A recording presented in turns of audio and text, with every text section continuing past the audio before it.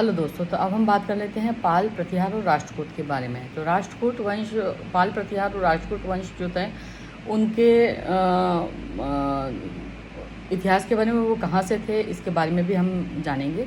तो 750 से 1000 ईस्वी में उत्तर भारत और दक्षिण भारत में कई शक्तिशाली साम्राज्यों का उदय हुआ था और इसमें पाल प्रतिहार और राष्ट्रकूट सबसे महत्वपूर्ण थे।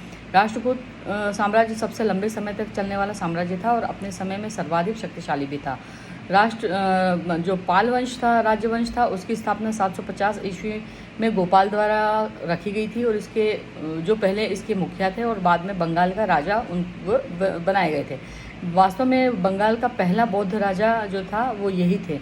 गोंड राजवंश को उन्होंने गढ़ कामरूप में शिकस्त देने के बाद में अपना प्रभुत्व स्थापित किया था। ठीक है, इसके बाद में 2007 से 750 ईस्वी से 1000 ईस्वी में उत्तर भारत और दक्षिण भारत में कई सारे साम्राज्य पैदा हुए, जिसमें पाल प्रतिहार और राष्ट्रकूट सबसे महत्वपूर्ण थे। अब पाल वंश के बारे में हम लोग जान लेते हैं। तो पाल वंश की स्थापना जो है 750 ईस्वी में गोपाल द्वारा की गई थी, जो पहले मुखिया थे। उसके बाद में बंगाल के वो राजा बने। वास्तव में वह बंगाल में पहला बौद्ध राजा था। गौड़ वंश को उसके गढ़ कामरूप में शिकस्त देने के बाद में उन्होंने वहाँ पे प्रभुत्व स्थापित किया था। जब उनकी मृत्यु हुई तब बंगाल और बिहार का अधिकांश हिस्सा जो था वो उनके नियंत्रण में था। बिहार में ओदंतपुरी में एक मठ के निर्माण का श्रेय भी गोपाल जी को जाता है। गोपाल जो राजा गोपाल थे उनको जाता है। गोपाल का उत्तराधिकारी धर्मपाल बना और उसने 770 से लेकर के 810 ईस्वी तक की अवधि जो थी उसमें शासन किया। इसके शासन के दौरान पाल साम्राज्य उत्तर पूर्व में सबसे महत्वपूर्ण शक्तिशाली साम्राज्य बन गया था। उसने गुर्जर प्रतिहार राष्ट्रकूटों के खिलाफ एक लंबे समय तक युद्ध लड़ा।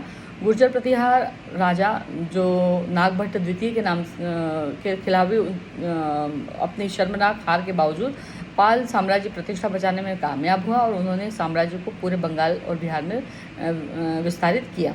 ठीक है, इसके बाद में एक प्रसिद्ध बौद्ध राजा धर्मपाल जो थे विक्रमशिला, उन्होंने विश्वविद्यालय की स्थापना की थी और भारत में बौद्ध धर्म के अध्ययन का उन्होंने इसे प्रसिद्ध केंद्र बनाया था। यह विश्वविद्यालय बिहार के भागलपुर में कहलगांव में स्थित है और धर्मपाल के उत्तराधिकारी देवपाल बने। उन्होंने अपने साम्राज्य को असम, ओडिशा और कामरूप तक विस्तारित किया और उसके शासनकाल के दौरान पाल सेनाओं ने बहुत ही सफल अभियानों का अंजाम दिया, है ना। देवपाल के बाद में एक ऐसा राजा सिंहासन पर विराज हुआ जो बहुत ही कम जाने जाते हैं। तत्पश्चात महिपाल जो है वो पाल साम्राज्य का राजा बना और उन्होंने 995 से 1053 तक 43 तक शासन किया और उसने पाल वंश को के दूसरे संस्थापक के रूप में जाना जाता है ना, किसको, महिपाल को।